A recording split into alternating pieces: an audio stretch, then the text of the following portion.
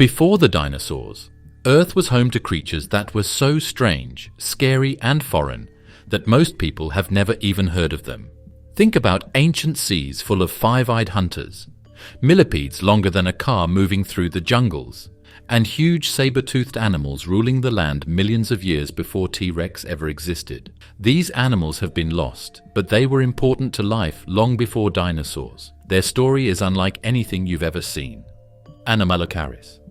If you think back to the Cambrian seas, which were formed more than 500 million years ago, you might picture a calm, strange world full of slow-moving animals. But there was a predator in those seas called Anomalocaris, which means abnormal shrimp. It was a hunter that didn't follow the rules of early life. It was the first real super predator in Earth's history. It was fast, strong, and had an alien body, making it unlike anything else seen before. At nearly a meter long, Anomalocaris dwarfed most other Cambrian animals. Its body was segmented and flexible, built for smooth undulation that allowed it to glide through the water. Two large, spiny appendages extended from its head like grasping claws, each lined with sharp spikes that could seize prey with frightening precision. Scientists believe these arms were highly mobile, snapping shut like traps to grab trilobites and other armored animals before pulling them toward its mouth. And that mouth was unlike any predator before or since. Circular, lined with overlapping plates that resembled slices of a pineapple, the mouth could rotate and clamp down with slicing force. Imagine being a trilobite, a common target of Anomalocaris, scuttling along the seafloor, only to be lifted up by spiny claws and crushed in that terrifying rotating maw. Fossil evidence even shows damaged trilobite shells with marks that match Anomalocaris' attack patterns, proof that it actively hunted and fed on the hardest shelled creatures of its age. It had beautiful eyes too. Anomalocaris had some of the first known compound eyes. This is different from many early Cambrian animals that depended on simple light-sensitive cells. Each one had thousands of tiny lenses inside it that gave it sharp, wide-angle vision. This was an evolutionary benefit that helped it hunt in the murky seas. Until ants and crustaceans developed hundreds of millions of years later, no one else would have been able to see this well. The story of its discovery is almost as strange as the animal itself. In the late 19th and early 20th centuries, paleontologists found fossilized remains of Anomalocaris, but they didn't realize they belonged to the same creature. The claws were mistaken for shrimp tails. The circular mouth was thought to be a jellyfish. Even the body was classified separately. It wasn't until the mid-20th century, when complete specimens were found in the Burgess Shale of Canada and in Chinese fossil beds, that scientists pieced the parts together and realized they had been looking at one of the most extraordinary predators of prehistory. In the Cambrian explosion, the period when life rapidly diversified into countless forms, Anomalocaris symbolized a new chapter in evolution. Before it, predators were small, clumsy, and limited. With its speed, vision, and weaponry, Anomalocaris marked the first arms race in the history of life. Prey species were forced to evolve tougher shells and new defenses, while predators developed sharper tools. The very concept of predator and prey as we know it today may have been born in those Cambrian seas, shaped in part by this alien-looking creature. Even though it was very strong, Anomalocaris finally went away. By the end of the Cambrian, it was no longer useful because of new enemies, changing seas, and changes in development. It did, however, leave behind a plan for how predators would run environments for the rest of time on Earth. The idea of an apex predator goes back to early thinkers like Anomalocaris. Today, every shark, cat, and eagle is part of this group. Opabinia. In the Cambrian seas, Anomalocaris was the scary monster, and Opabinia was its strange neighbor. It looks like it belongs in a science fiction book instead of Earth's fossil record. That animal was only a few centimeters long, so it wasn't the biggest of its time. But it might have been one of the weirdest. Think of an animal with 5 eyes on stalks, a soft body with segments, and, most popularly, a long flexible tail that ends in a grabber-like claw. That's why geologist Harry Whittington, who first put it back together in the 1970s, said that the scientists who were there laughed when he showed it to them. Even though it looked like a joke, it was real. Opabinia's 5 eyes were, without a doubt, the most interesting thing about it. They gave the animal a wide view when they were spread out across the top of its head. In the Cambrian seas, where animals like Anomalocaris roamed, this would have been very important. Along the seabed, Opabinia could keep an eye out for danger because she had eyes in almost every direction. Paleontologists are still not sure if Opabinia's eyes were just simple light detectors or more complicated imaging organs. Either way, they gave the species an odd genetic edge. Then there was its trunk. Extending forward from its head, this flexible proboscis could bend, curl, and grasp like a miniature elephant's trunk. At the tip, a small claw snapped shut on bits of food, soft-bodied prey, or organic debris from the seafloor. Once caught, the food could be lifted up and dropped directly into the animal's backward-facing mouth, located under its head. This unusual feeding mechanism made Opabinia an efficient scavenger, capable of picking at resources that others ignored. It had a peculiar body too. It was segmented and soft, and it had flaps on the sides that may have moved like wings and helped it swim. Different reconstructions show that it either glided smoothly through the water or hugged the bottom and crawled around looking for food. It had a fan-shaped structure at the end of its tail that may have been used as a stabilizer. Opabinia didn't need to be very strong to stay alive, no matter how it moved. Instead, it used its speed, awareness, and strange eating trunk to find a place in its environment. Fossils of Opabinia are famously found in the Burgess Shale of Canada, one of the most important fossil sites in the world. Preserved in incredible detail, these fossils show the delicate features of its trunk and body, features that normally wouldn't survive fossilization. The Burgess Shale gives us a window into the Cambrian world, capturing creatures like Opabinia with such clarity that we can still puzzle over their anatomy 500 million years later. But perhaps the biggest mystery surrounding Opabinia is where it belongs on the tree of life.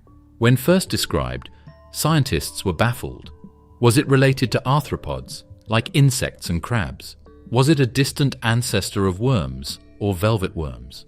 Some researchers argue that it was a side branch of evolution, a failed experiment with no modern descendants.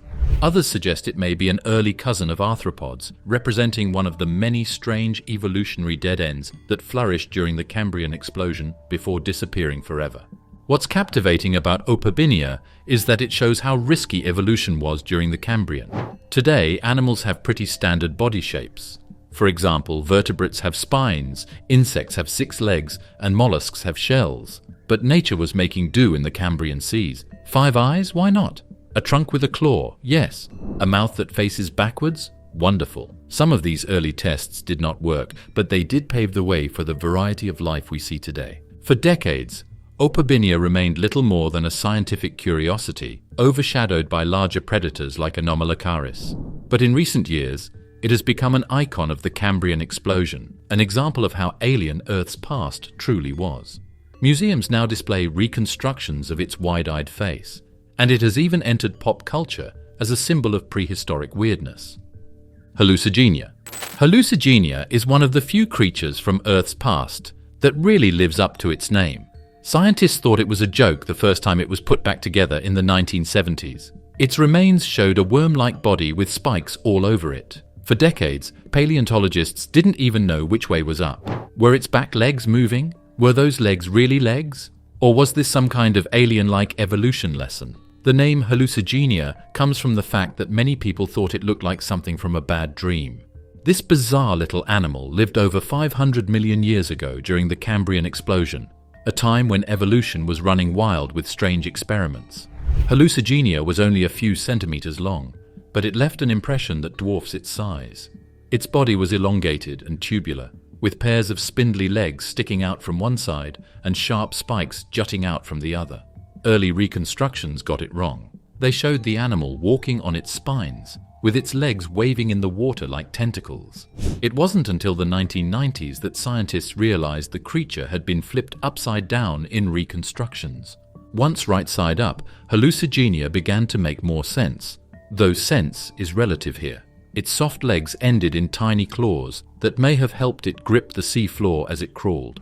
Above, rows of rigid spines formed a forest of defensive weapons, making the little creature difficult for predators to swallow.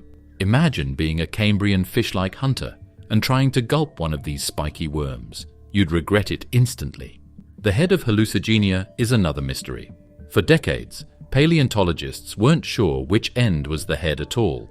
In some reconstructions, the front and back were flipped, giving it a strange appearance with a head that had no mouth or eyes. More recent studies, using high-tech microscopes, revealed a tiny head with a simple mouth and throat lined with needle-like teeth.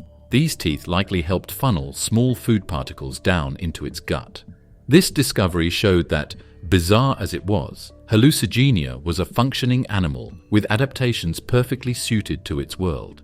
It probably only ate simple things like tiny bits of organic matter or microscopic animals that were found on the bottom.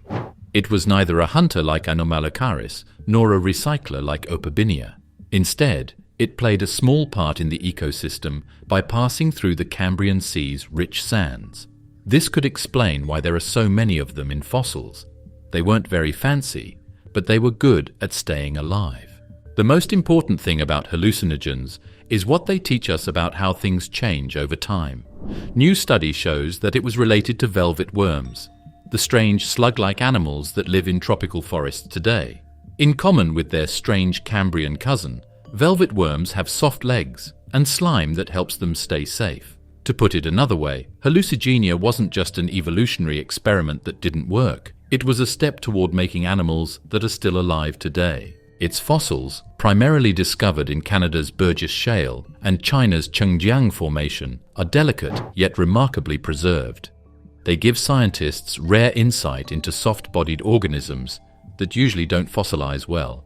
The fact that Hallucigenia left such detailed remains is a stroke of luck, allowing us to study one of the strangest evolutionary survivors of its time.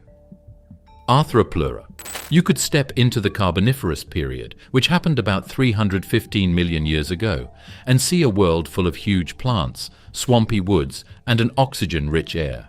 The Arthropleura was one of the biggest insects that has ever crawled on land. It lived among the tall ferns and huge horsetails. This huge animal that looks like a millipede could get up to 2.5 meters long, which is taller than most people. As you walk through the bushes, you might notice what looks like a moving log moving across the forest floor. Arthropleura was a huge creature to early land life.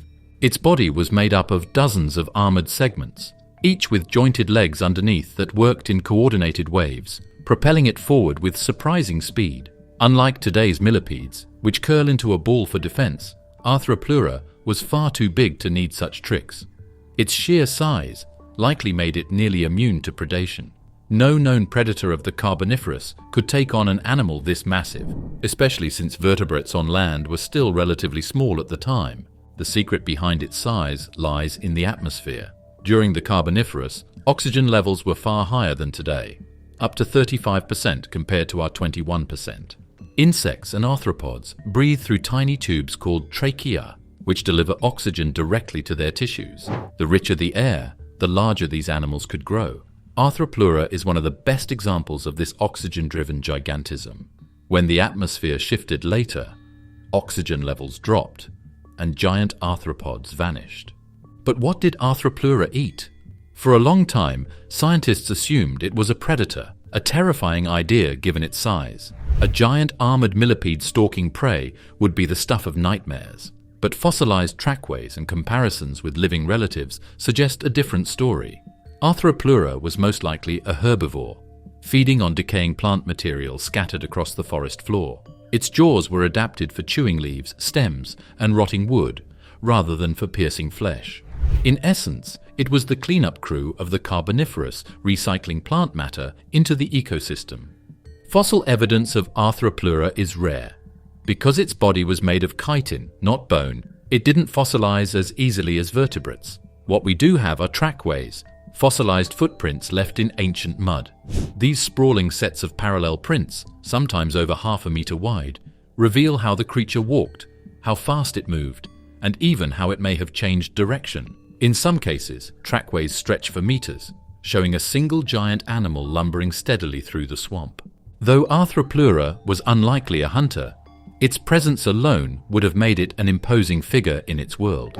Picture amphibians the size of dogs hopping through the wetlands, dragonflies with wingspans the size of hawks buzzing overhead, and then this enormous many-legged crawler pushing aside ferns and moss like a living log.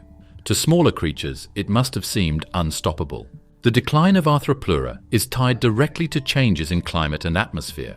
As the Carboniferous gave way to the Permian, Earth's environment grew drier and oxygen levels fell. These giants simply couldn't sustain their size in thinner air.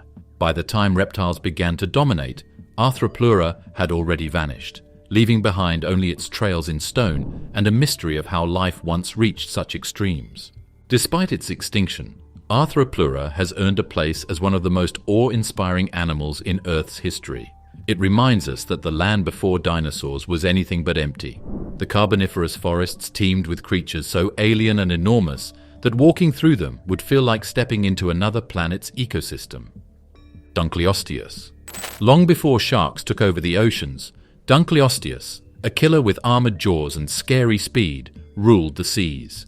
This huge animal lived around 358 million years ago, in the late Devonian period. It was the most dangerous hunter of its time. It was one of the scariest fish ever, with a head made of thick metal plates that made it grow up to 10 meters long. It was the king of the Age of Fishes, because its bite was so strong that it could cut through bone and shell. At first glance, Dunkleosteus looked like a cross between a tank and a torpedo. Its front half was heavily armored, with plates of bone forming a protective skull. These plates weren't just defensive, they also formed part of its jaw mechanism. Instead of teeth, Dunkleosteus had sharp, bony plates that acted like self-sharpening blades. Each time the jaws closed, the edges ground against each other, keeping them razor-sharp and ready for the next kill. Fossil reconstructions suggest it could bite with a force of over 4,000 pounds per square inch, comparable to or even greater than modern crocodiles. Its bite worked in a very interesting way. Its head had hinges that let it open and close its jaws very quickly. It could then use this to its advantage to pull its food straight into its mouth and then slam its jaws shut with crushing force. When Dunkleosteus went after an animal, it didn't have much of a chance. Fossils show that it ate a wide range of animals, from other armored placoderms like itself to sharks and any other unfortunate creature that got in its way. It was dangerous to be in the seas around Devonia. Despite its size and armor, the back half of its body was unarmored, likely giving it more flexibility for quick bursts of speed. Reconstructions suggest it was a powerful swimmer, using its muscular tail to lunge at prey. Yet this also made it vulnerable to parasites or infections, the price of being partly armored and partly exposed. The fossil record of Dunkleosteus is patchy. While the armored skull and jaw plates are found frequently, the softer parts of its body rarely fossilize. This has led to some debate about its exact shape. Some reconstructions show it as a sleek, torpedo-shaped predator like a shark, while others imagine a bulkier, less agile giant. Whatever its exact form, its role as a top predator is clear from the evidence left behind. The most famous specimens of Dunkleosteus come from the Cleveland Shale in Ohio, USA. In fact, the genus was named after David Dunkel, a paleontologist at the Cleveland Museum of Natural History. These fossils sparked worldwide fascination because they revealed not just an enormous predator, but one unlike anything alive today. How did Dunkleosteus get away? It died out during the late Devonian extinction event, along with many other Devonian species. This was a series of natural disasters that killed off most of the world's sea life. Ocean chemistry changes, oxygen levels drop, and ecosystems fail. These all meant the end for placoderms, the group of armored fish that Dunkleosteus belonged to. Sharks and other bony fish quickly stepped in to fill the void they left behind, making the seas we know today possible. Edestus. Edestus was the strangest shark that ever lived in the oceans of Earth. Dunkleosteus was the armored powerhouse of the Devonian seas. This animal, which was called the scissor-toothed shark, didn't have normal rows of teeth that moved backwards like current sharks do. Instead, it had two long bent blades of teeth that stuck out of its mouth like big shears. The blades moved past each other in a chopping motion every time it closed its teeth. It looked like a big pair of scissors made to cut through flesh. It was scary and strange at the same time. Living during the Carboniferous period, around 300 million years ago, Edestus grew to lengths of up to 6 meters. Its body was likely sleek and shark-like, but the jaws set it apart from any predator before or since. Instead of losing old teeth and replacing them in a conveyor belt fashion, Edestus kept its teeth locked in place, pushing new ones forward as the older ones bent outward. This created the iconic curved scissor jaw that extended beyond its face, giving it a permanent weapon unlike anything else in the fossil record. How exactly did this jaw work? That question has puzzled paleontologists for decades. Early reconstructions showed Edestus with its jaw sticking awkwardly out of its head, almost cartoonish in design. But more recent studies suggest that its jaws moved up and down in a slicing motion, slashing prey apart with each bite. Some scientists believe it may have used quick lunges to grab fish and then shake its head violently, tearing prey to pieces on its scissor-like blades. Imagine being a smaller fish in those carboniferous seas. One strike from Edestus and you'd be shredded before you even knew what hit you. Fossil evidence of Edestus comes primarily from its tooth whorls, since its body was made of cartilage and rarely preserved. These fossils have been found in North America, Europe, and Russia, hinting that it had a wide range and dominated multiple marine environments. The abundance of its tooth fossils suggests that it was relatively common in its time, a major predator across carboniferous seas. What made Edestus so successful was not just its teeth, but the ecosystem it lived in. The Carboniferous was an era when vast swamp forests pumped oxygen into the atmosphere, fueling massive arthropods on land and a rich diversity of fish in the seas. Sharks and shark-like relatives exploded in diversity, and Edestus was among the most specialized. Its slicing jaws represented an evolutionary experiment in feeding, different from the crushing jaws of Dunkleosteus and the conveyor belt teeth of modern sharks. But like many evolutionary experiments, Edestus didn't last. By the end of the Carboniferous, it had disappeared, leaving no direct descendants. Why? It may have been too specialized, its scissor jaws effective only in certain environments or against certain prey. When ecosystems changed and competitors rose, its unique weapon may have become a liability rather than an advantage. Even though it is no longer alive, Edestus still fascinates science and the public. Reconstructions of its lips make people feel both amazed and skeptical. It makes us think about how evolution doesn't always go in neat, planned ways. It sometimes makes guns that are so strange that they almost seem impossible, but they did work for a while. Think about a long, sleek predator moving through the dark waters of a carboniferous sea. Its mouth would be full of huge shearing blades that it would use to cut down its food with a single violent action. Edestus was one of the best killers in the water in its time, but it's not as well known as sharks these days. Helicoprion. The Helicoprion was the only ancient animal that looked like it was made by a nightmare artist. This animal, which lived around 290 million years ago during the Permian period and was called a buzzsaw shark, had one of the strangest jaws ever seen in a living thing. Helicoprion's teeth were not arranged in rows like a modern shark's teeth are. Instead, they were spiraled together like a buzzsaw in its lower mouth. To make room for new teeth, the older ones were pushed inward, making a dangerous whirl that could cut and grind anything that got caught in its bite. When fossils of this bizarre spiral were first discovered in the late 19th century, scientists had no idea what they were looking at. Some thought the whorls were part of a coiled shell. Others guessed they were defensive spines. For years, reconstructions showed Helicoprion with the tooth spiral sticking out of its snout, curling along its back, or even jutting out like a saw blade from its head. The truth was even stranger. It was a set of teeth located inside its mouth, used as a slicing tool to process prey.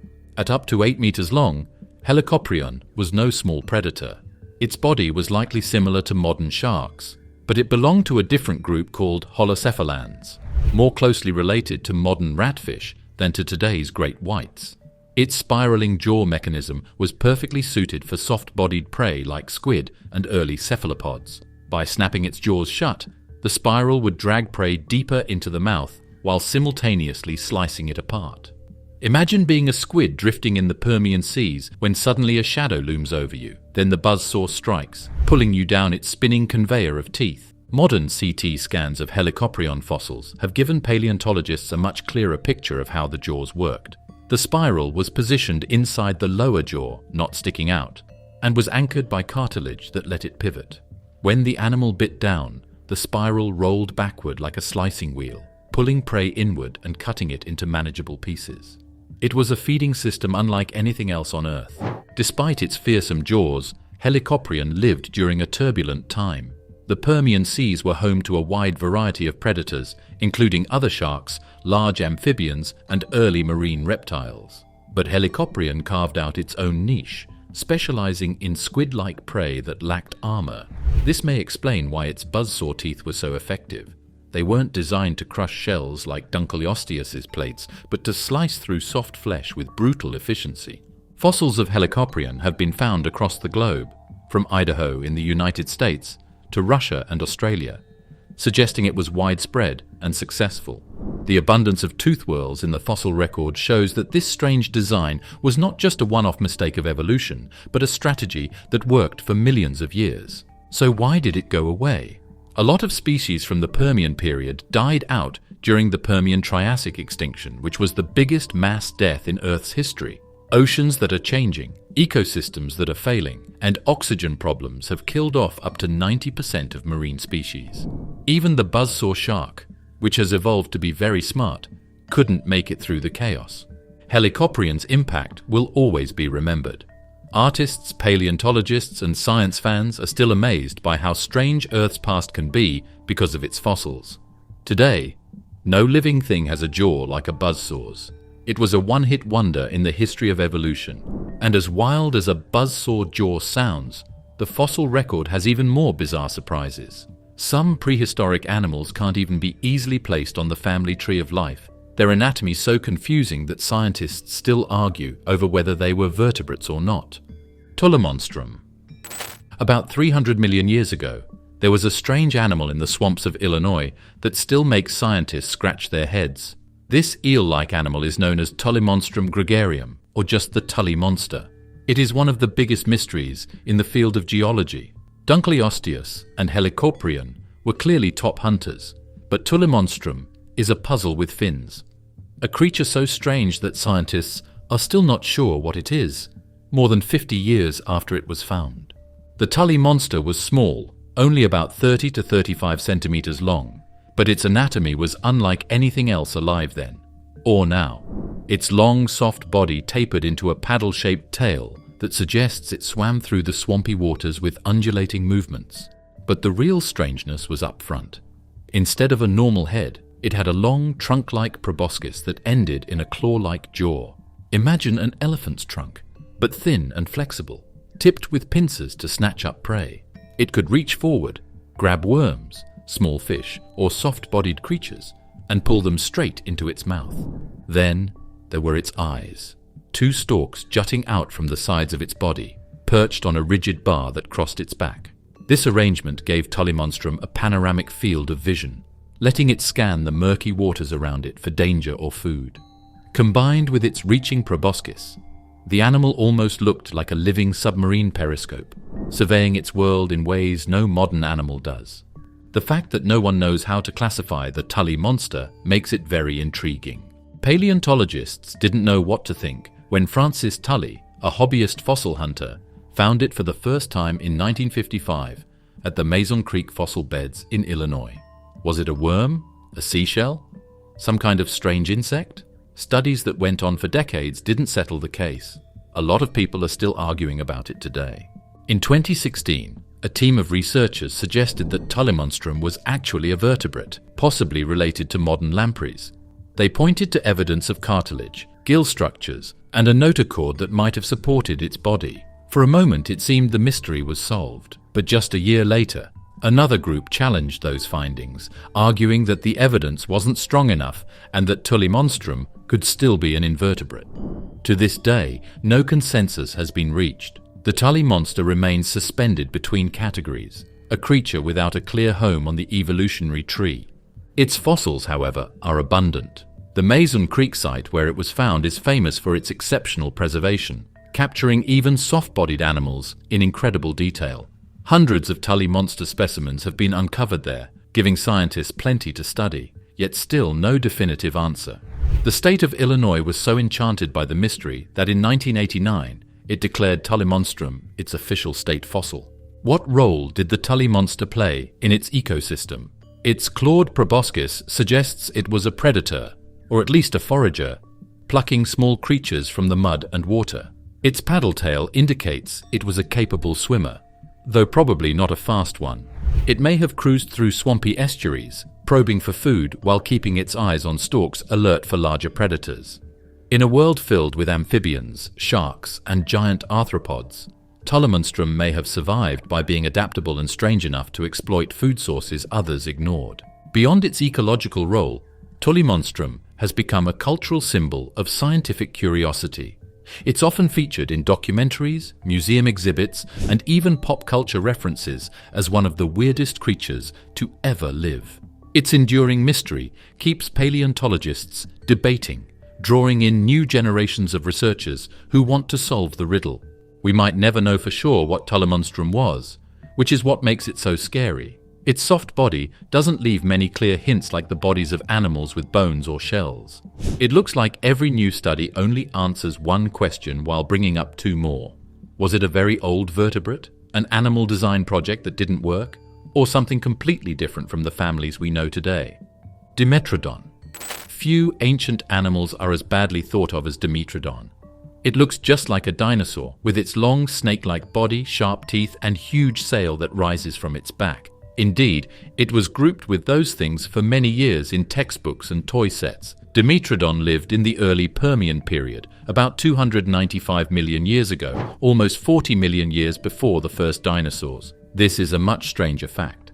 The catch is that it wasn't even an animal. The animal was a synapsid, which is an early form of life that led to mammals like us. To put it another way, Dimetrodonless is related to T-Rex and more distantly to people through their teeth. At up to 4 meters long, Dimetrodon was the top predator of its day.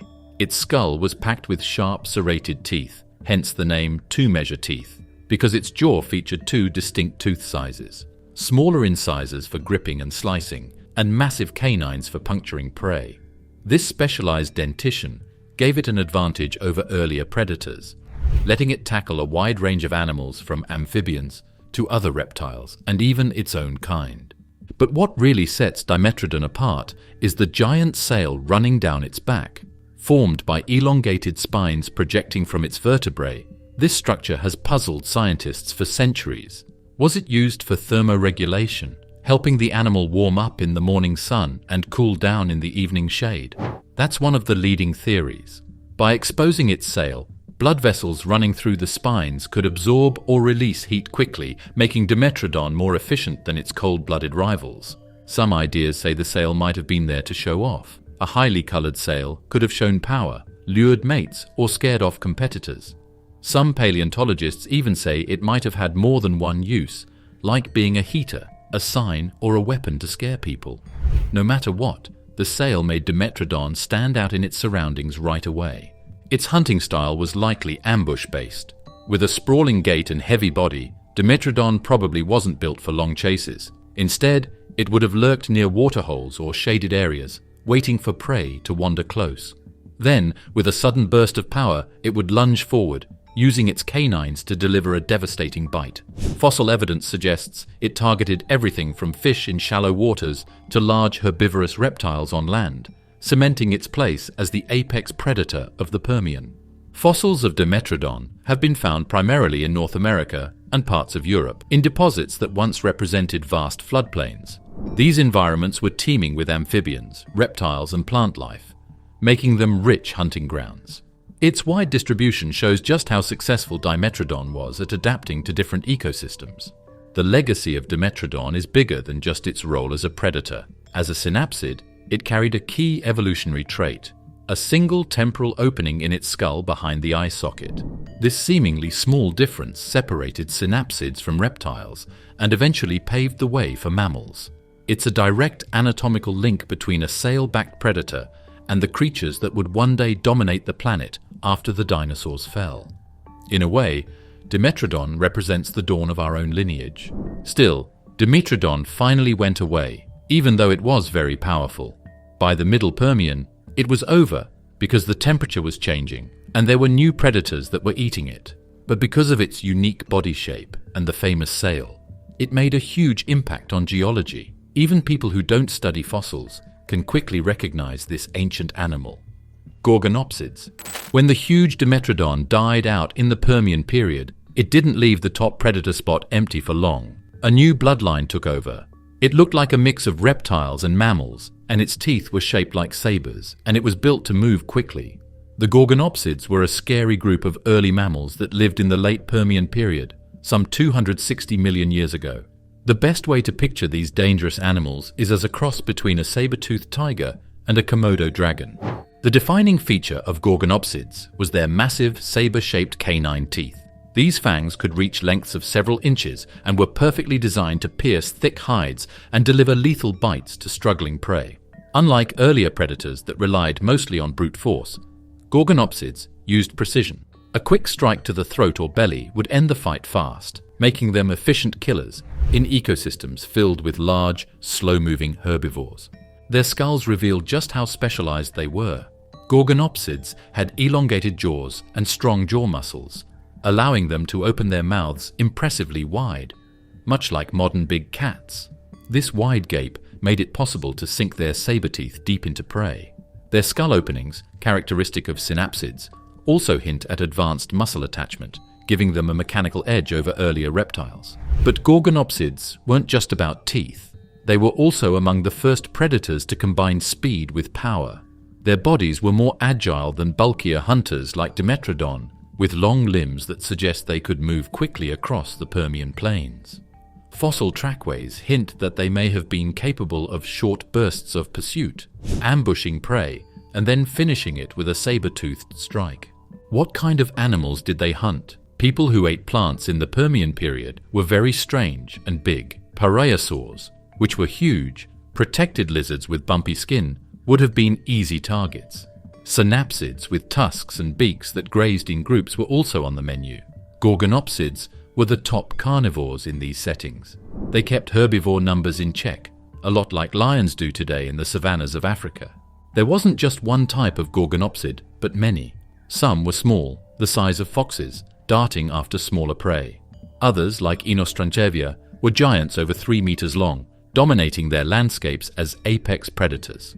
This diversity allowed Gorgonopsids to spread widely across what is now Russia, South Africa, and other parts of Pangaea. They were versatile, adaptable, and highly successful. The fact that they are related to mammals makes them even more noteworthy. As synapsids, Gorgonopsids were related to mammals and would have evolved from the same line of development. Their teeth were differentiated, with incisors, canines, and postcanines.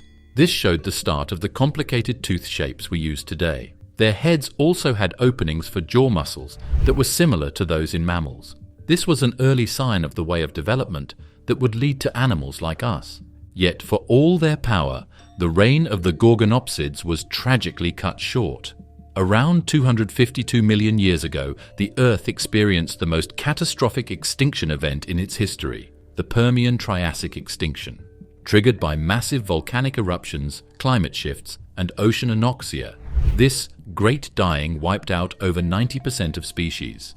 The Gorgonopsids, despite their dominance, were among the casualties. Their saber teeth, their speed, their evolutionary advantages, all were erased in one of Earth's darkest hours. It's clear that they had an effect on the past of life.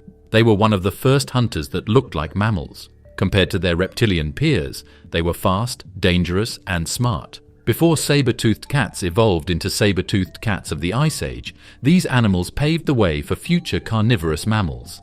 Inostrancevia.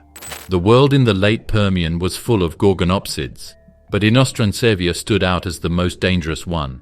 This animal was the best hunter of its time.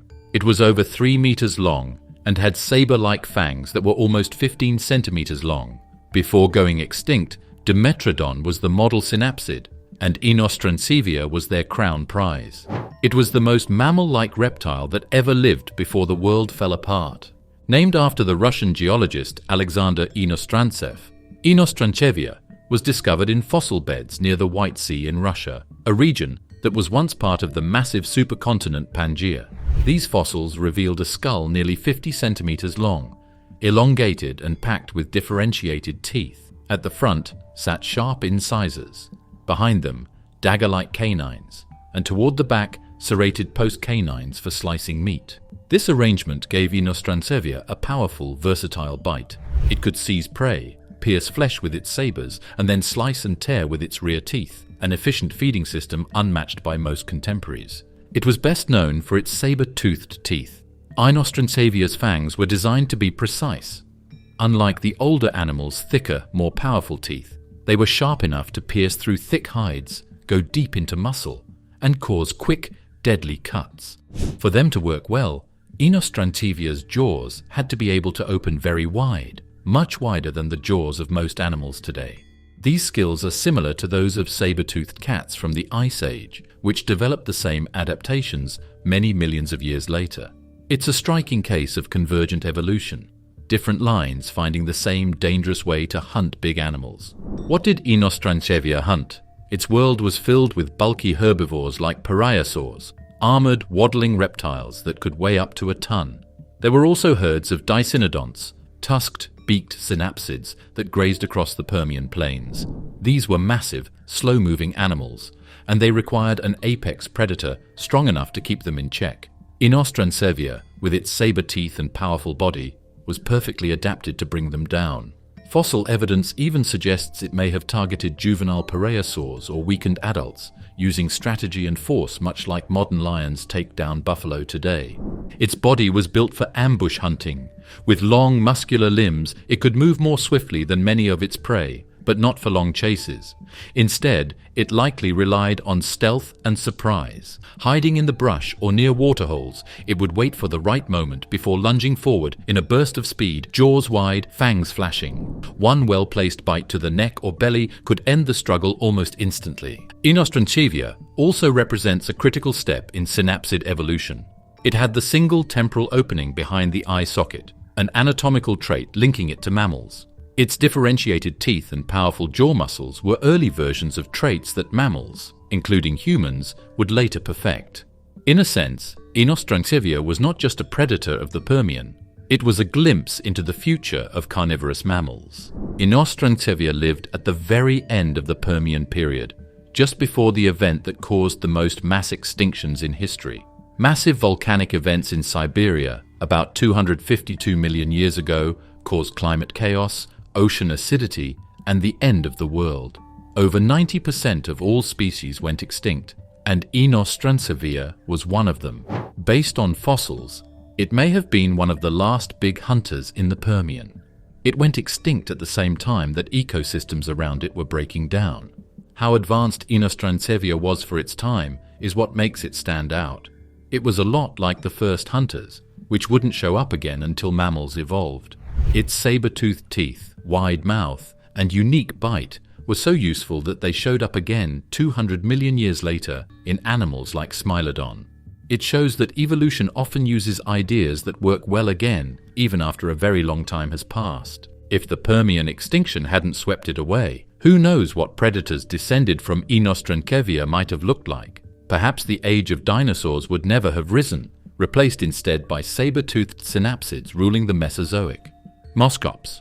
In the Middle Permian, about 260 million years ago, animals with big, heavy bodies fed on low-lying plants in dry, thorny settings. There was no way to tell if they were dinosaurs or animals. They were dinocephalians, which are an early kin of mammals.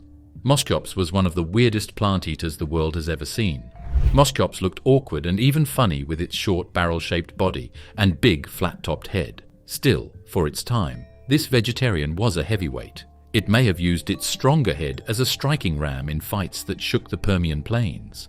Moschops grew up to 4.5 meters long and weighed more than half a ton. Its body was broad and low to the ground, supported by short, sturdy legs that sprawled outward in a semi-reptilian gait. It wasn't built for speed. This was no sprinter, but for stability and power. Its greatest weapon and its most distinctive feature was its skull, flattened and heavily thickened. With bone reinforced across the forehead, the head of Moschops looked designed for impact. Some paleontologists believe these animals engaged in headbutting contests, much like modern musk oxen or goats, slamming their reinforced skulls together to compete for dominance, territory, or mates. The idea of headbutting Moschops herds is supported by the anatomy of their neck and skull. Their cervical vertebrae were broad and strong, perfect for absorbing shock. Their heads were wide and flat, spreading out the force of a collision. If true, these contests would have been dramatic. two giant plant eaters squaring off, lowering their massive skulls and charging with thunderous force until one backed down. Even if not all species of Moschops fought this way, the potential for such behavior makes them some of the earliest animals to use their bodies as weapons. When it came to feeding, Moschops was equally specialized. Its broad, shovel-like mouth and blunt teeth suggest it was a grazer, cropping low vegetation like ferns, seed ferns, and other primitive plants that dominated the Permian landscape. Its heavy, muscular jaws were capable of grinding tough plant matter, and its wide body likely housed a large gut for fermenting fibrous material, much like cows and horses today. In this sense, Moschops was a pioneer among large land herbivores, filling a niche that would later be taken over by giant dinosaurs millions of years down the line. Fossils of Moschops have been found primarily in South Africa in deposits that reveal a thriving ecosystem of diverse synapsids. These included predators like Gorgonopsids, which may have targeted young or weak Moschops, though the adults, with their sheer size and herd behavior, were probably difficult prey. In this way, Moschops played a role similar to large herbivores today, shaping their environments by grazing, trampling, and serving as a food source for apex predators. The discovery of Moschops fossils has also shed light on the strange diversity of dinocephalians.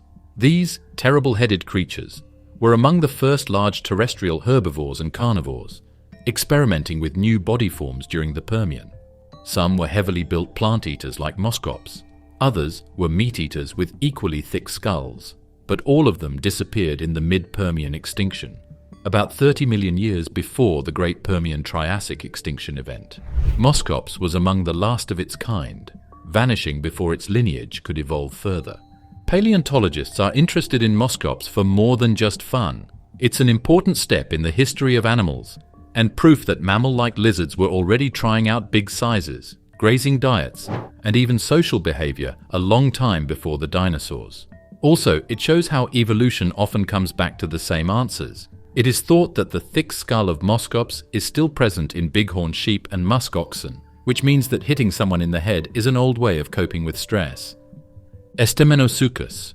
The flat, battering ram-shaped head of Moschops was already weird, but Estemmenosuchus takes it to a whole new level. Its name means crowned crocodile, which makes sense. This big herbivore lived in what is now Russia about 265 million years ago. It had antler-like bony growths coming out of its huge head. Imagine a short, hippo-sized reptile with the body of a crocodile, the face of a pig, and horns that stick out in almost random directions. It was a real chimera, not a dream one. Estemmenosuchus belonged to the Dinocephalians, the same group as Moschops, and could reach nearly 4 to 5 meters in length. Its most striking feature was its head. Fossil skulls show broad, flat bones projecting outward like sideways antlers, as well as bosses and knobs rising from the top of its skull. Some species even had multiple pairs of these protrusions, making the animal look like it was wearing a crown made of bone. The function of these ornaments is still debated. Some paleontologists argue they were used for display, either to attract mates or to intimidate rivals. Others suggest they may have been used in head-to-head combat, much like the skull of Moschops. Whatever their role, they made Estemmenosuchus one of the most distinctive animals of the Permian, despite its fearsome appearance. Estemmenosuchus was likely a plant eater. Its jaws were lined with blunt, peg-like teeth suited for cropping vegetation rather than slicing flesh. Its wide, barrel-shaped body hints at a large digestive system for fermenting fibrous plants, much like cattle today. Still, some researchers believe it may have been an omnivore, occasionally feeding on carrion or small prey. If true, that would make it a rare example of a large Permian animal that blurred the line between grazer and opportunist. Its environment was a humid, swampy landscape filled with rivers and lush vegetation. Fossil evidence from Russia shows that Estemmenosuchus shared its habitat with other early synapsids, amphibians, and even predatory Gorgonopsids. In such an ecosystem, its size and horns may have been as much a defense mechanism as a display. A predator like Inostrancevia would think twice before lunging at a horned, bulky mass that could counter with a devastating head strike. But what truly sets Estemmenosuchus apart is how alien it looks. When its fossils were first unearthed in the early 20th century, paleontologists struggled to make sense of it. The combination of crocodile-like body, antlered skull, and bulky herbivore lifestyle didn't fit neatly into any category.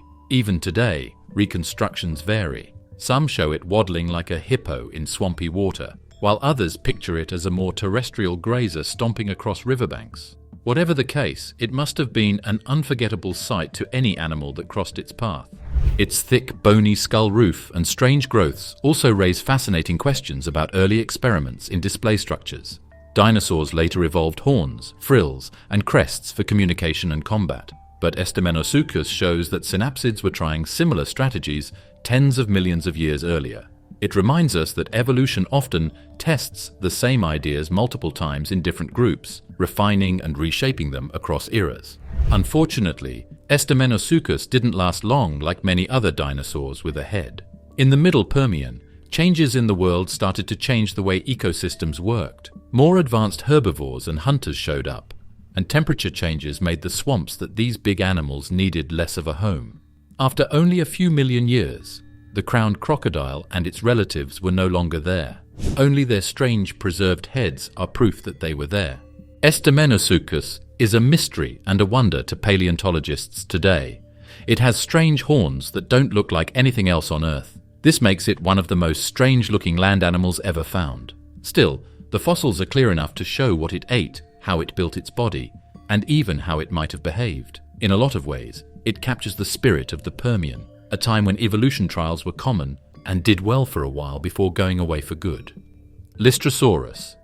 The Permian Triassic extinction happened 252 million years ago, and it was the worst time for life on Earth. From the saber-toothed Inostrancevia to the strange Estemmenosuchus, more than 90% of species were wiped out. But in that empty, barren land that followed, an odd critter not only survived but thrived. It was called Lystrosaurus, and it was the most common land animal on Earth for millions of years after it died out. At first glance, Lystrosaurus doesn't look like a survivor. It was short and stocky, with a barrel-shaped body, stumpy legs that sprawled outward, and a head that seemed too large for its form. Adults were roughly the size of a pig or small cow, about 1 meter long, though some grew larger. Its most distinctive features were its beak-like mouth and a pair of small tusks protruding from its upper jaw. These gave it a vaguely comical bulldog-like appearance, but they were key to its survival strategy.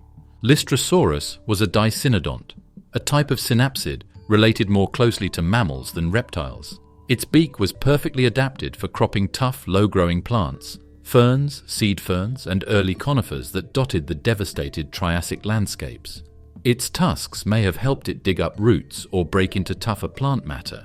Combined with a powerful barrel-shaped gut, it could extract nutrition from fibrous vegetation that other animals couldn't digest. In a world stripped bare by catastrophe, that adaptability was everything.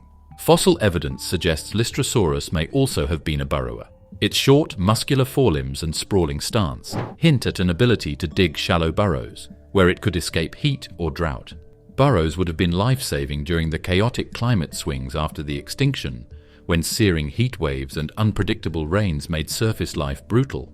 Being able to shelter underground gave Lystrosaurus a resilience that many larger, less adaptable creatures lacked. The distribution of Lystrosaurus fossils is another clue to its success. They've been found across Africa, India, China, Russia, and even Antarctica. Back in the Triassic, all these regions were part of the supercontinent Pangaea, and Lystrosaurus spread across vast stretches of it. In some fossil beds, they make up over 90% of all vertebrate remains, showing just how dominant they became. For several million years after the extinction, it was essentially a Lystrosaurus world. Why did it survive when so many others perished? Several factors likely worked in its favor. Its simple, herbivorous diet meant it wasn't reliant on complex food chains that collapsed during the extinction. Its ability to burrow offered protection from extreme climates. Its relatively small size compared to larger Permian animals meant it required fewer resources to survive. And critically, Lystrosaurus reproduced quickly. Like modern herd animals, it may have bred in large numbers, ensuring that even if many individuals died, populations could bounce back fast. Paleontologists see Lystrosaurus as a sign of strength. Its fossils help show the clear split between life before and after the extinction.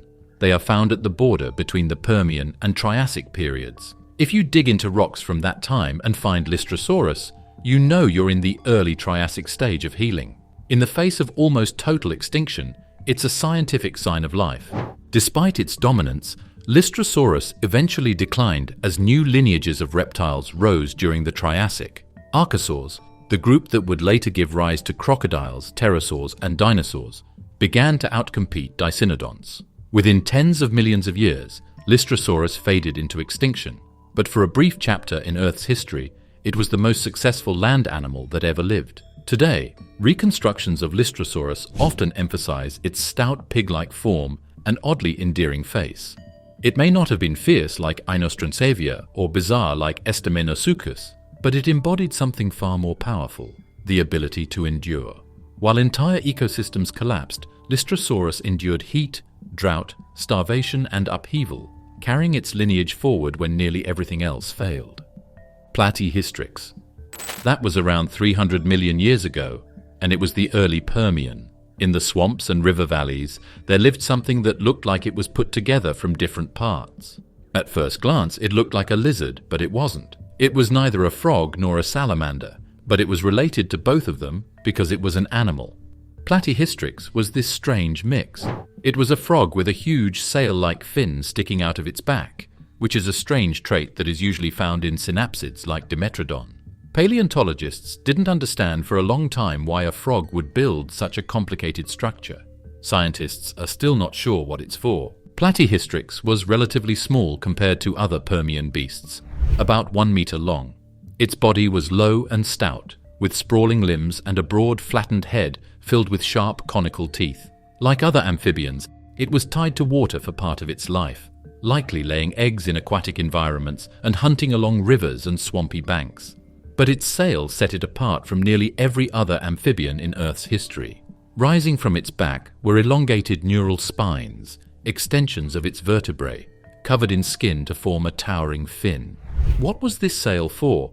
One popular theory is thermoregulation. Just like Dimetrodon, which lived around the same time, Platyhystrix may have used its sail as a radiator. By basking in the sun, blood flowing through the sail's vessels would heat up quickly, warming the animal's body after a cool night. Conversely, turning the sail sideways into the wind could have helped it shed excess heat. In a world of fluctuating climates, this would have been a powerful survival tool. There's also the idea that the sail was there to show off. A highly colored fin could have been used to find a mate, scare off competitors, or warn predators away. Today, amphibians use visible cues, like how frogs flash their highly colored throats when they want to mate. Platyhystrix may have used its sail in a similar way, showing how inflated body parts can be used to communicate. The sail might have been used for more than one thing at the same time, making it both useful and pretty. When it came to diet, Platyhystrix was likely a predator of small animals. Its pointed teeth and wide jaws were perfect for snapping up fish, insects, and smaller amphibians. Its flattened skull gave it a broad bite, allowing it to strike quickly at prey near the water's edge. Unlike bulkier herbivores of the time, Platyhystrix was agile enough to hunt in both water and on land, making it a versatile member of its ecosystem. Fossils of Platyhystrix have been found in Texas and New Mexico, regions that during the Permian were lush wetlands and floodplains. These sites reveal that it shared its habitat with other amphibians, reptiles, and synapsids, creating a diverse community of predators and prey. Its sail would have made it stand out in these environments, perhaps a mixed blessing. On one hand, it might have deterred predators by making the animal look larger and more dangerous. On the other hand, it could have made it more conspicuous to hunters like Dimetrodon. The discovery of Platyhystrix also has broader implications for understanding early tetrapod evolution. Amphibians are generally seen as conservative in their body plans. Frogs, salamanders, and caecilians haven't changed much in hundreds of millions of years. But Platyhystrix shows that early amphibians experimented with bold, unusual adaptations, even ones we normally associate with other groups. In this sense, it was part of the great evolutionary trial and error period of the Permian, when nature tested designs that didn't always last, but left behind fascinating traces. Why did Platyhystrix disappear? Like many early amphibians, it likely fell victim to climate changes in the late Permian, as Earth grew hotter and drier. Amphibians depend on water for reproduction, and when wetlands shrank, many species couldn't cope. Reptiles and synapsids, with their tougher eggs and more independent lifestyles, began to outcompete them. By the time dinosaurs appeared millions of years later, amphibians had retreated into smaller, more specialized niches. Pristerognathus. In the Permian, not every animal that hunted was a huge saber-toothed giant like Inostrancevia. There were hunts that were smaller, faster, and just as dangerous. They had a Gorgonopsid named Pristerognathus in them. It lived in what is now South Africa about 260 million years ago. At just over a meter long, it wasn't the biggest or strongest titan, but in its own biological niche, it was a sleek, effective hunter that did well against the smaller animals that lived nearby.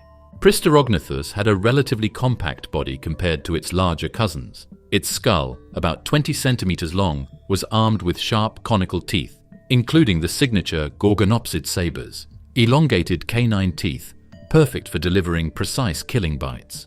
Unlike the thick-skulled herbivores around it, Pristerognathus relied on agility and stealth. Its build suggests it could move quickly, darting after prey in short bursts. Where a lumbering Inostrancevia would dominate giant herbivores, Pristerognathus likely specialized in mid-sized game. What did it hunt? Fossil evidence from South Africa's Karoo Basin shows that Pristerognathus lived alongside herds of Dicynodonts, beaked, tusked herbivores the size of pigs, as well as amphibians, small reptiles, and even early relatives of crocodiles. For a predator its size, these would have been ideal targets. Quick strikes, followed by a deep bite with its saber-like canines, would have brought down prey efficiently. Its smaller size also meant it could exploit opportunities that larger predators ignored, such as raiding nests or scavenging carcasses. The skull of Pristerognathus reveals other fascinating details. Like all Gorgonopsids, it had a synapsid skull with a single opening behind the eye socket, an adaptation that allowed for strong jaw muscles. This gave it a bite far more powerful than most reptiles of its size. Combined with its long canines, it could deliver lethal wounds quickly, minimizing the struggle. In a world where survival depended on efficiency, this made it a formidable predator despite its modest size. Its lifestyle was probably solitary, though some researchers speculate that smaller Gorgonopsids may have occasionally scavenged together. Still, it's more likely that Pristerognathus was an ambush hunter, waiting in shaded thickets or rocky outcrops before darting out at unsuspecting prey. Its short legs and muscular frame suggest bursts of speed rather than long-distance pursuit, more leopard than wolf. Pristerognathus is an important fossil because it shows that Gorgonopsids are diverse. Too often, people only think of giants like Inostrancevia when they think of these animals. There were, however, a lot of different types and kinds of Gorgonopsids. They ranged from being top killers to middle-level hunters. Pristerognathus shows that the saber-toothed form didn't just work for big animals, it also worked well for smaller ones. The Karoo Basin fossils give us more than bones. They give us a picture of the environment Pristerognathus lived in. Imagine broad floodplains dotted with streams and forests of seed ferns. Herds of Dicynodonts shuffle along the riverbanks while parasaurs, armored and lumbering, graze nearby. In the underbrush, Pristerognathus crouches low, its sharp eyes fixed on a young Dicynodont that strayed from the group. With a sudden burst, it lunges, sinking saber-like teeth into soft flesh before dragging its prey into cover. This was the world it dominated, not through size, but through precision.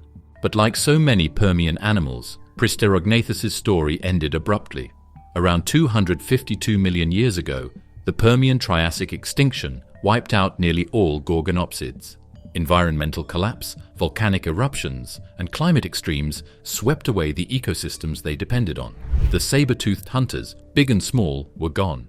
Only much later, in entirely different lineages, would nature reinvent the saber-toothed design again. Cotylorhynchus. Cotylorhynchus was the only ancient animal that looked like it was really made to be funny. This Permian synapsid was more than 3 meters long, but most of its weight was in a big barrel-shaped body that looked swollen and weird. A very small head sat at the end of a long, skinny neck. It was so small that experts used to wonder how it could have supported such a huge body. But for tens of millions of years, Cotylorhynchus did very well on the Permian plains. This showed that even the weirdest body plans could work in Earth's long history of evolution. The first fossils of Cotylorhynchus were discovered in Oklahoma, where its remains are still some of the most iconic finds of early Permian life. The name means cup snout, referencing its short, blunt face. At first glance, it's hard to imagine this ungainly beast surviving at all. Its head was too small to bite or chew anything large, and its legs sprawled awkwardly to the side, suggesting it waddled more than it walked. Yet those oddities were the keys to its survival. The tiny head of Cotylorhynchus housed simple peg-like teeth, perfect for shearing and cropping vegetation. It wasn't a picky eater. Instead, it grazed constantly, tearing up low-lying plants, seed ferns, and primitive conifers. Its massive gut was almost certainly a fermentation chamber, much like in modern cows. This allowed it to process huge amounts of fibrous plant material. In a way, Cotylorhynchus was like a walking compost bin, turning the lush Permian vegetation into energy for its lumbering body. Its massive barrel chest and sprawling stance may also have had another advantage: stability. While it couldn't move quickly, Cotylorhynchus's low center of gravity made it hard to topple. Predators, including early Gorgonopsids, may have found it difficult to bring down such a bulky, awkwardly built target. In groups, these lumbering herbivores would have formed an imposing wall of flesh. Not unlike modern herds of rhinos or hippos, life for Cotylorhynchus would have been slow-paced. It likely spent most of its day grazing and basking under the Permian sun. Its skin, inferred from its relatives, was probably thick and leathery, helping to conserve water in the hot seasonal climates. With its sprawling legs, it would have moved with a side-to-side waddle, not fast enough to outrun predators, but large enough to dissuade many attacks. Despite its odd design, Cotylorhynchus was remarkably successful. Fossils show it spread widely across what is now North America, filling the role of a dominant large herbivore. In ecological terms, it was a forerunner of the massive plant eaters that would later define the Mesozoic, like sauropod dinosaurs. But where sauropods developed long necks and graceful strides, Cotylorhynchus remained squat, ungainly, and thoroughly unique. It's also a fascinating situation in evolution because of its odd size. What's with the tiny head on that huge body? It's possible that its gut system did most of the work. Herbivores like Cotylorhynchus didn't need strong jaws or sharp teeth to break down food like hunters do. Instead, their guts fermented food. It wasn't necessary to have a big, complicated brain. It saved energy for what was most important: its huge stomach, by evolving a small head. Eventually, though, Cotylorhynchus and its kin faded away. As climates shifted and ecosystems changed, other herbivores outcompeted them. By the late Permian, Dicynodonts and Paraeosaurs were beginning to take over as the dominant plant eaters. Cotylorhynchus, with its ungainly body plan, was a victim of evolutionary turnover. But for millions of years, it had proven that even awkward giants could flourish in the right environment. For paleontologists, Cotylorhynchus is both comical and profound. Its fossils look like something from a child's drawing: tiny head, massive belly, stubby legs. And yet it played a serious role in shaping its ecosystem. It reminds us that nature doesn't always aim for beauty or efficiency. Sometimes survival comes from simply being big enough, stubborn enough, and well adapted to a narrow niche. Eryops. Eryops was one of the last great frog giants. It lived in the swamps of the early Permian, a long time before dinosaurs. Frogs and salamanders today are small and easily hurt, but Eryops was a heavyweight. It could be up to 2 meters long, had a body built for sneak attacks, and teeth strong enough to cut through fish skin. It ruled the rivers and scared anything small enough to fit in its huge mouth. It was one of the top predators in its surroundings. Eryops had a body plan that combined the features of both land and water dwellers. Its broad, flat skull stretched nearly 1/2 meter, lined with dozens of sharp, conical teeth that interlocked like a set of spears. These weren't chewing teeth. They were holding teeth. Once prey slid into its jaws, there was no escape.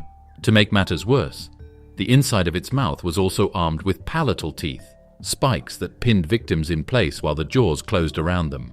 A thrashing fish or small reptile caught in that grip was finished within seconds. Its body was equally well suited for its lifestyle. Stocky limbs sprawled out to the sides, allowing Eryops to haul itself onto land, but also to paddle strongly through the water. Fossilized limb bones revealed they were thick and muscular, designed to support its bulky body as it rested near riverbanks. Most of its time, however, was likely spent in swamps, rivers and floodplains, where it could lurk just beneath the surface like a modern crocodile. Its eyes, positioned on top of its head, gave it a wide field of view, while most of its body remained hidden below the waterline. What did Eryops hunt? Fossil evidence suggests a diet dominated by fish, including armored species like Paleonycids that filled Permian waters.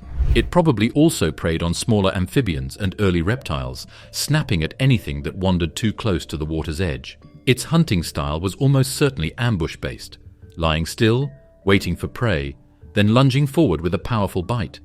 The comparison to modern crocodiles is hard to avoid. Like them, Eryops straddled the boundary between land and water, a master of both domains. The fossils of Eryops tell us much about its world.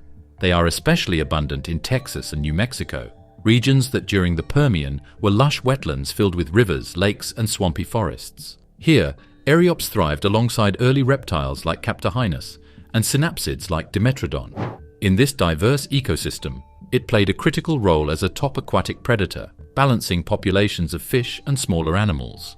Its dominance shows that amphibians, though declining compared to reptiles, were still a force to be reckoned with in the early Permian. A distinctive aspect about Eryops was that it could change. Many early frogs could only live in water, but Eryops could go on land for short amounts of time. It probably lay in the sun on the bank of the river to warm up before sliding back into the water. From similar species, we can guess that its skin was tough and protective, keeping water in and making it stronger than its ancestors.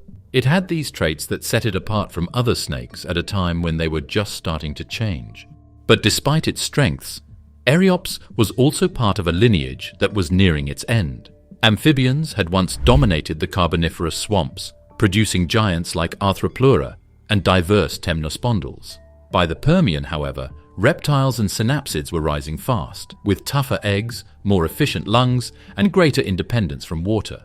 As ecosystems shifted toward drier climates, amphibians like Eryops began to decline. Within a few million years, they were pushed into smaller ecological niches, and the age of amphibian giants was over. Still, Eryops left behind an important legacy. Its fossils provide a window into a transitional world where amphibians still held power but were slowly giving way to the ancestors of reptiles and mammals. Its body tells the story of adaptation, bridging the gap between fully aquatic predators and those that could exploit land, and its sheer size ensures that it remains one of the most iconic temnospondyls ever discovered. These long-gone animals changed the world in ways we're only now starting to understand before the dinosaur era. From pot-bellied grazers and aquatic giants to saber-toothed hunters, their strange attempts to stay alive paved the way for life that came after. Like this movie, subscribe for more amazing stories from the past, and watch our next series if you liked this trip through prehistoric times. The age of the dinosaurs is just the beginning.